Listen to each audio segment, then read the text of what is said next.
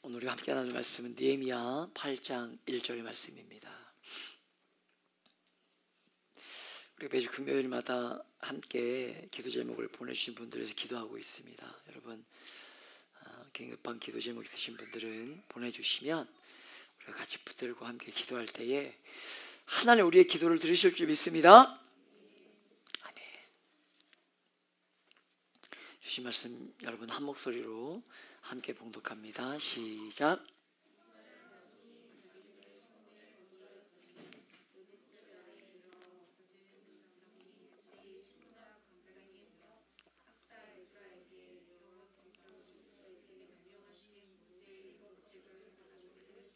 아멘. 모든 백성이 모여라는 제목으로 말씀을 나누기 원하는데요. 오늘 우리는 에스라서에서 이미 한번 다루었던 거의 비슷한 명단이 기록되고 있는 7장을 보지 않고 8장을 보게 되는데, 우리가 지난번에 6장의 말씀을 마무리하면서 보았던 것이 무엇이었습니까? 그 많은 시험과 우여곡절에도 불구하고 52일 만에 성벽이 완공되는 것 우리가 보았어요. 끝났어요. 이제 여러분 에스라와 느헤미야가 이 성벽을 재건하기 위해 온 것 아닙니까? 이제 어떤 면에서 끝난 거예요. 끝났는데 느헤미야가 여러분 몇 장까지 기록되어 있을까요? 느헤미야가 맞추면 제가 선물을 드려야 되겠어요. 준비해왔어요. 여러분을 위해서 13장.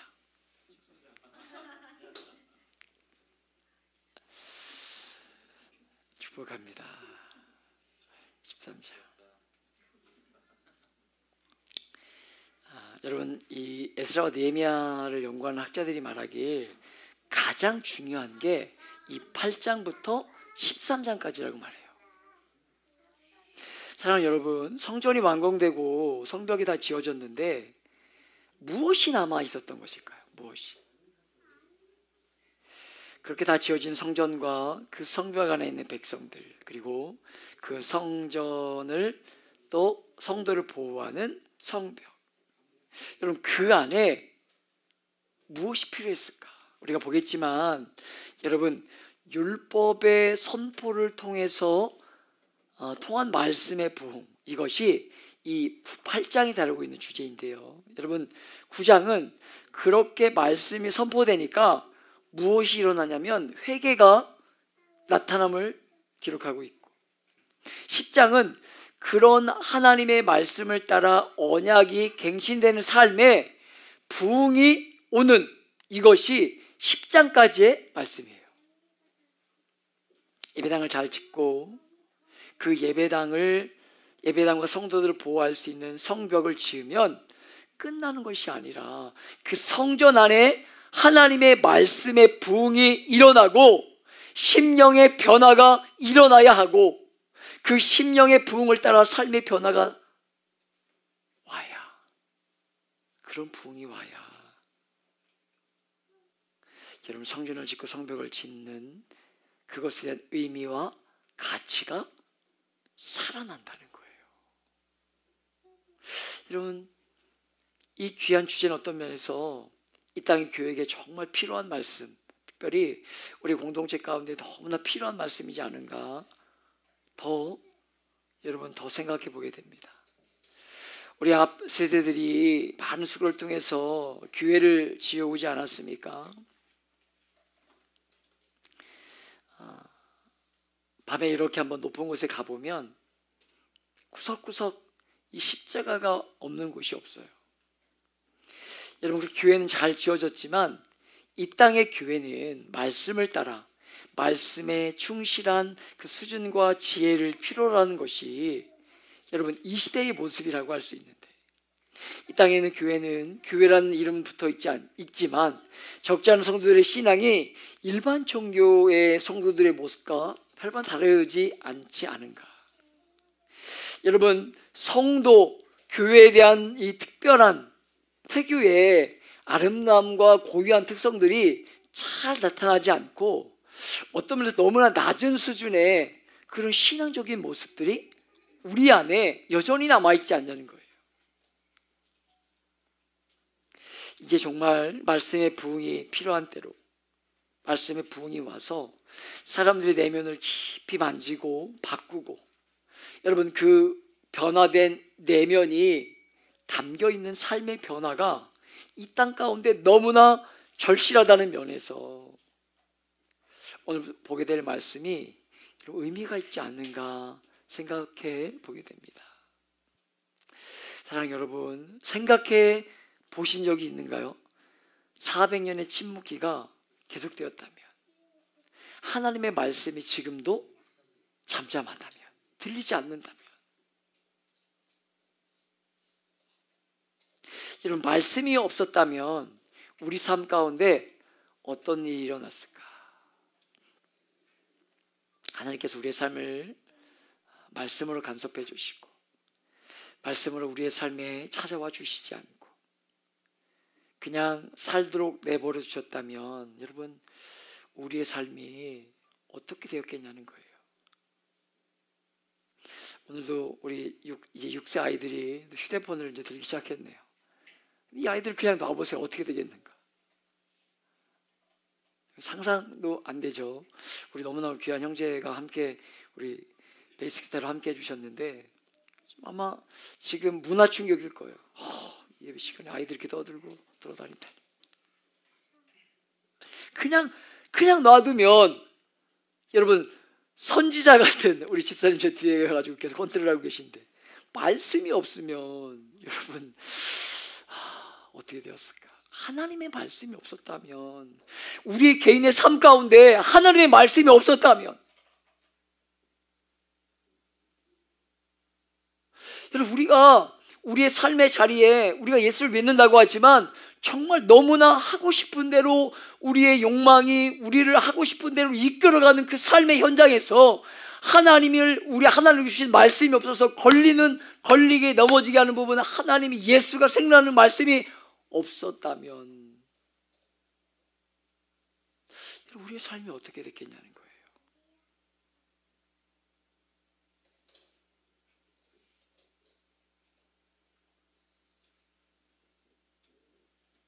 하나님이 우리의 삶을 향해 침묵하시고 아무 말씀도 하지 않으셨다면 여러분 이 땅을 살아가면서 타들어가는 그 해결되지 않은 목마름, 아무리 채우고 먹고 소유하고 가지고 누리고 살아도 끝까지 해결되지 않는 그 목마름,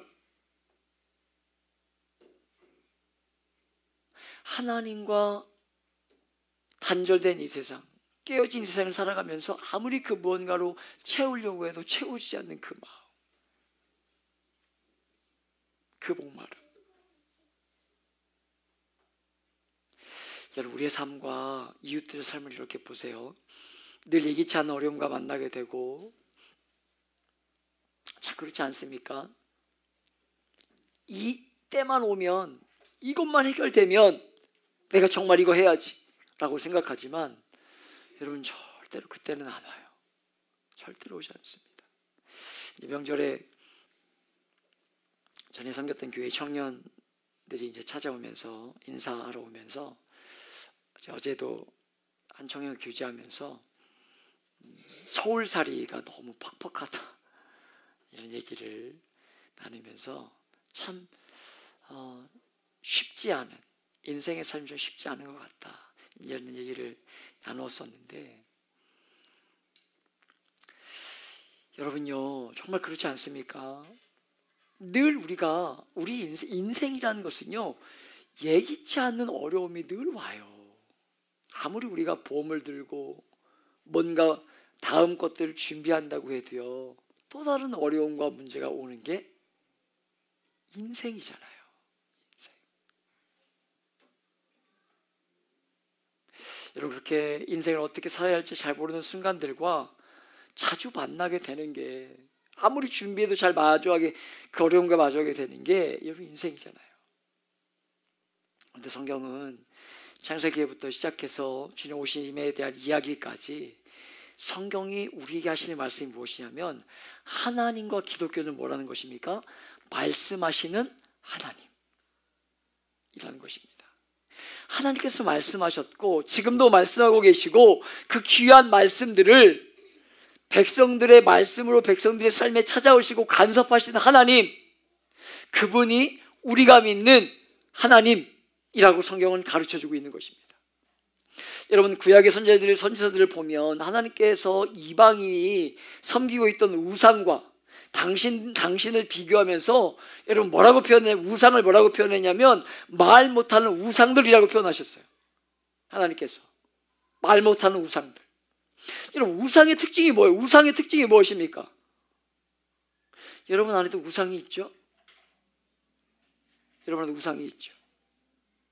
지난 주일날 우리 아이들이 어떤 친구가 우리 석재화 집사님을 석재화스럽다 이렇게 뭔가를 만들어줬어요. 제가 주중에 이렇게 묵상, 갑자기 그게 막 생각이 되는 거예요.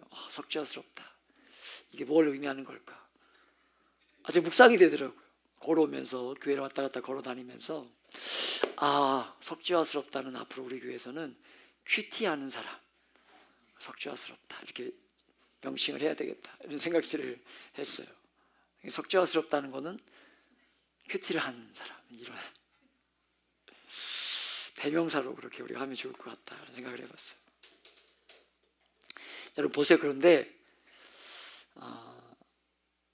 우상의 특징, 뭔가 이렇게 특징이 있지 않습니까? 근데 아까 우리 석재화스럽다가 그렇게 했던 것처럼 우상의 특징이 뭐예요? 우상의 특징. 우상의 특징이 뭐예요? 여러분 안에도 우상이 있죠? 하나씩 있죠? 우리 형제는 뭡니까? 뭐가 가장 큰 우상이에요? 건강.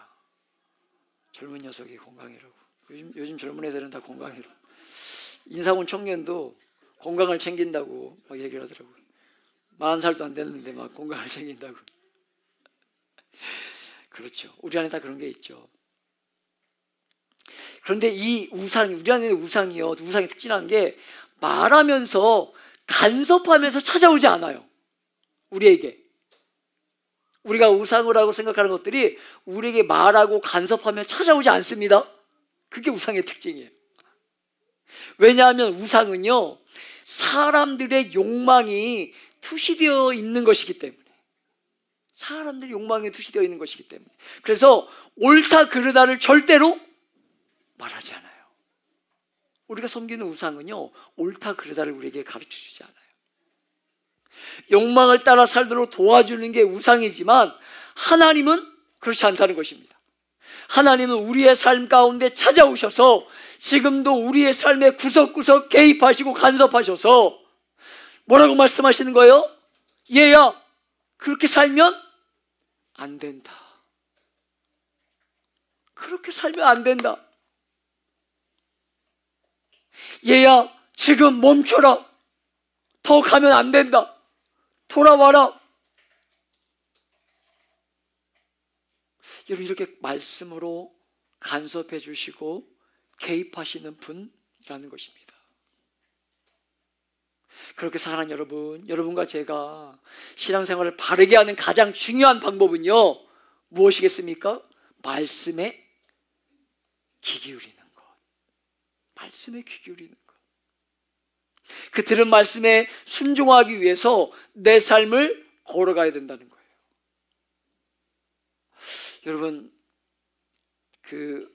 아까 스럽다라고 얘기했던 그 집사님이 우리 단톡방에 로마서 12장 1월에 암송해야 될 말씀을 올리지 않으셨습니까? 저는 말씀을 다 이미 암송하고 있는데, 여러분 저도 모르게 이 교회를 왔다 갔다 걸어다니면서 이 세대를 이 음을 제가 이렇게 그 노래를 부르면서 다니고 있더라고요.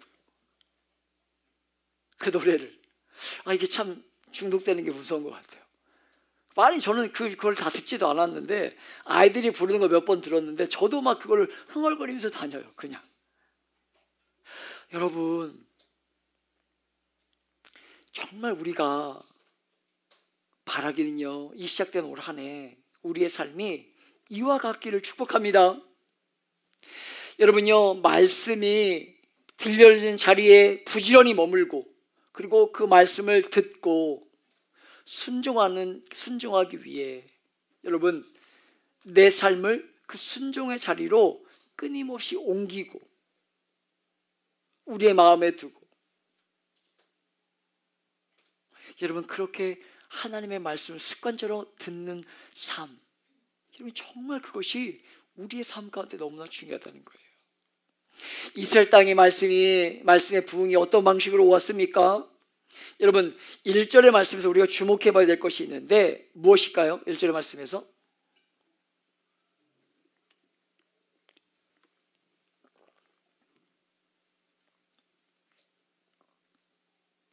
얘기해 보세요. 무엇이 우리가 주목해 봐야 될 말씀일까요? 단어일까요? 말씀의 부흥이 어떤 방식으로 이스라엘 백성 가운데 와요? 백성들이에요. 백성들입니다. 백성들이 무엇을 요청합니까? 에스라에게 성경을 가져와서 말씀을 읽어달라는 거예요. 세번역 성경으로 보면 그들은 학자 에스라에게 청하였다 이렇게 번역되어 있더라고요. 이 말씀의 부흥의 출발이요, 어떤 선교사, 목사 앞에 세워진 사람이 아니라 백성들의 사모함으로부터 출발하고 있는 거예요. 백성들의 사모함으로부터. 3절에 보면 하나님의 말씀을 빠뜨리지 않고 귀 기울여 들었던 사람들이 백성들입니다. 여러분 5절에 보면 그 말씀을 듣기 위해서 이 자리에서 다음 주에 볼 거예요. 다 자리에 일어서서 말씀을 들었던 무리가 백성들이고, 6절에 보면 그 말씀을 듣기 위해 먼저 아멘 아멘 화답하면서 무릎을 꿇고 몸을 땅에 대고 감격하고 있는 것이 백성들이고, 9절에 보면 말씀이 들려오자 감동이 밀려오면서 눈물을 흘리며 감동하는 것이 백성들이에요.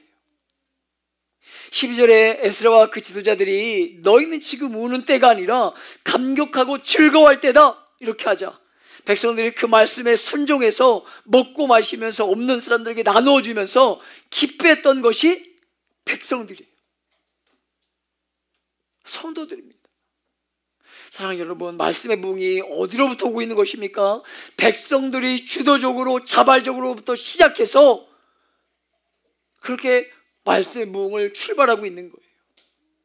학자들은 8장부터 10장까지를 크게 세 부분으로 나누는데요, 8장 1절부터 12절까지, 그리고 13절부터 마지막 절까지, 그리고 9장부터 10장까지 이렇게 나누는데, 이 모든 시작이 누구로부터 시작되냐면 바로 백성으로 이렇게 시작돼요. 백성으로.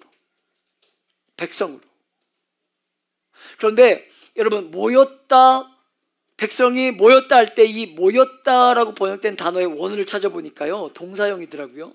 스스로 모인 거예요. 스스로 모인 것입니다. 모든 백성들이 주도적이고 자발적으로 모여서 이 에스라에게 성경의 말씀을 가져와서 읽어달라고 요청하면서 말씀의 부흥이 일어나고 시작되고 있더라는 것입니다.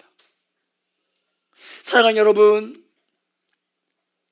우리가 섬기는 우리 교회가 여러분 안에 2025년 가운데 이런 부흥을 여러분을 통해서 경험되는 역사가 일어나길 축복합니다. 여러분 정말 축복해요. 우리가 다음 달에도 우리가 월요일부터 한 주간 동안 우리가 저녁 기도회를 가지게 될 텐데, 정말 말씀을 사모함으로 찾아오셔서 여러분을 통한 또 다른 부흥의 역사가 시작되기를 축복합니다. 여러분, 누굴 통해서 일어나는 게 아니에요. 이것이 오늘 성경이 우리에게 주목해 보도록 하고 있는 것 아닙니까? 여러분, 제가 이 땅을 보면서 많은 사람들이 생각하며 여러분 하는 것들이 무엇이에요?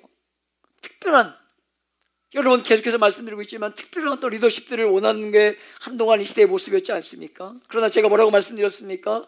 이제 특별한 한 사람의 리더십으로 이 교회가, 이 시대가 이끌어가는 시대는 끝났다라고 말씀드리고 있어요. 끝났다. 한 사람의 리더십이 중요한 게 아닙니다. 이제는 여러분으로부터 말씀의 부흥이 시작되어야 진짜 교회의 변화가 일어나야 될 때와 저와 여러분이 맞이하고 있는 거예요. 여러분, 저는요, 우리가 지금 우리가 일부러 지금 이 말씀을 이때 보는 게 아니지 않습니까? 그러나 우리가 성전을 우리가 이곳을 이전하고 새롭게 시작하게 하시면서 하나님이 에스라서와 느헤미야서를 보게 하신 이유가 반드시 있을 거라고 믿고 있습니다. 그리고 어떤 면에서 성전과 성벽과 그 안의 성도를 구성하는 게 교회였는데 교회를 지으면 끝나는 게 아니라 진짜 중요한 것은 그 바로 다음부터라는 것. 바로 말씀을 통한 부흥을 경험해야 된다는 것.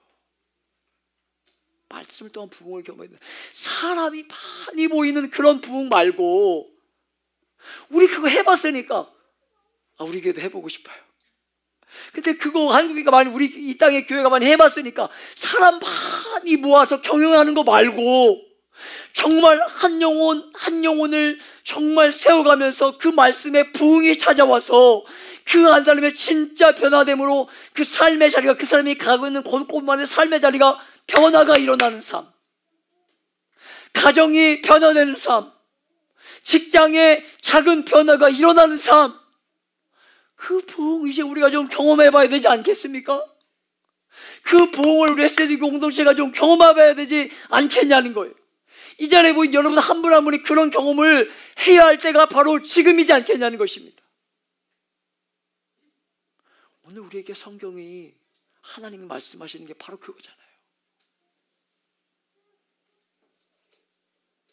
우리가 오늘 이 말씀을 보고 싶어서 보는 게 아니라 보다 보니까 이 말씀이 우리에게 들려주시는 거예요.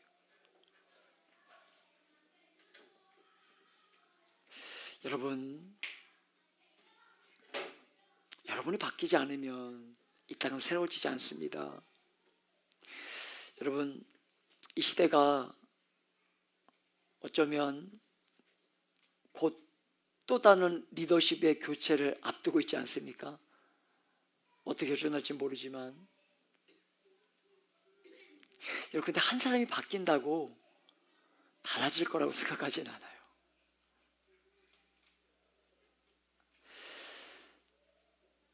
중요한 것은 무엇입니까? 저와 여러분이 변화되는 거예요. 오늘 우리가 사는 이 귀한 시대에 부른 중 하나는요, 백성들이 에스라에게 자발적으로 말씀을 읽어달라고 요구했던 그 백성들처럼 여러분과 제가 말씀을 향해 귀를 열고 말씀을 사모하는 중심이 회복돼야 살아있는 부흥과 영광이 이 시대에 반드시 올 거라고 믿고 있어요.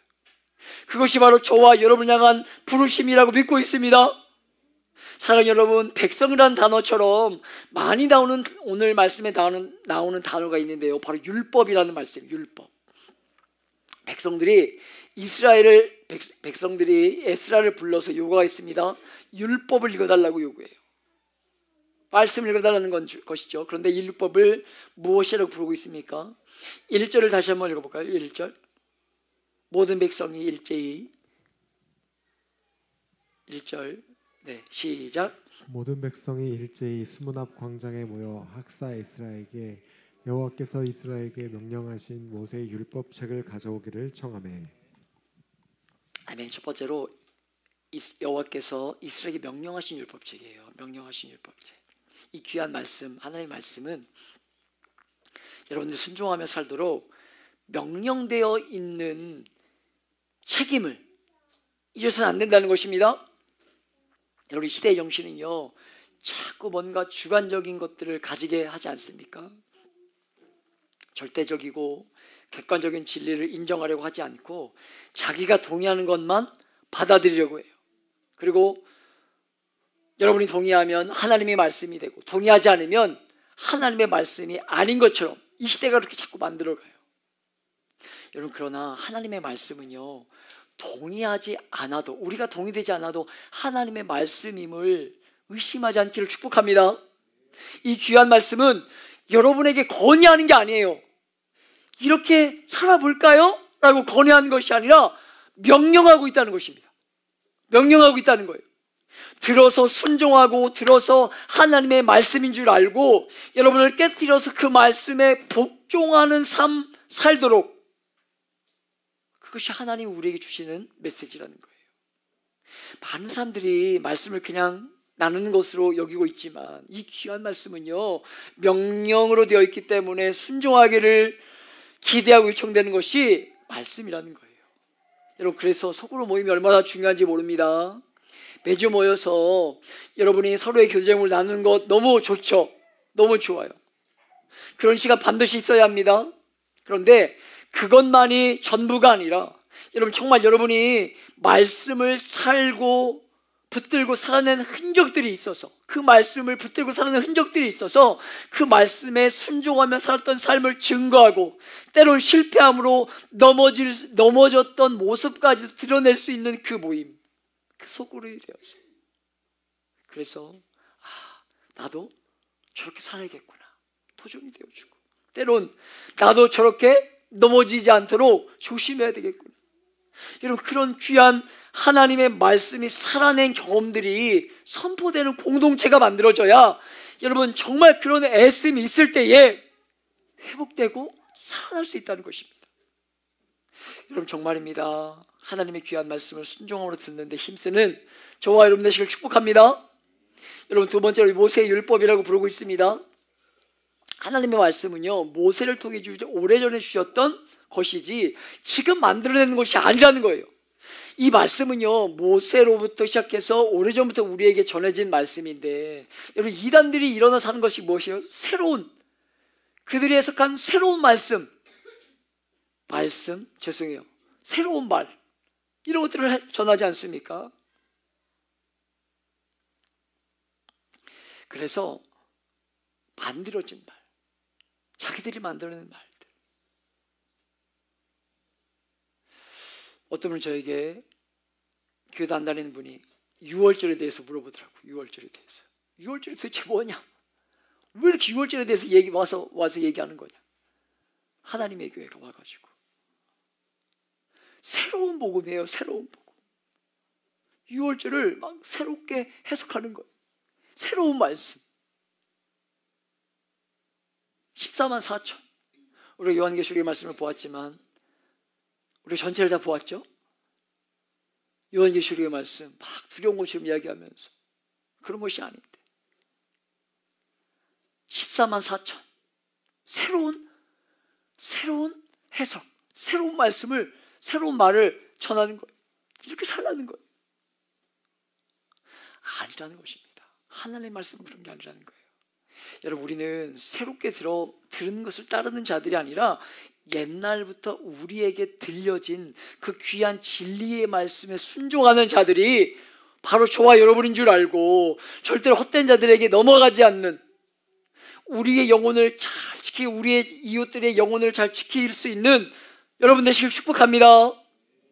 여러분 오늘 여기까지만 볼 건데 우리 다음에 계속해서 보겠지만 여러분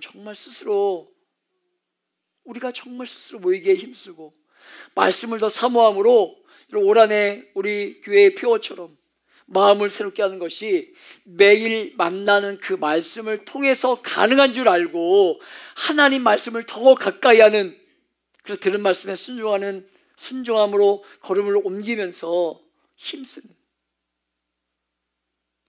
말씀의 부흥이 백성들로부터 스스로 모였던 백성들로부터 시작되었다는 것. 그것이 바로 이 시대가 우리에게 요구하는 것이고 하나님이 우리에게 지금도 명령하시는 메시지인 줄 알고 여러분 정말 말씀의 부흥을 경험하는 저와 여러분 되시길 예수님의 이름으로 축복하며 기도합니다. 우리 같이 한번 기도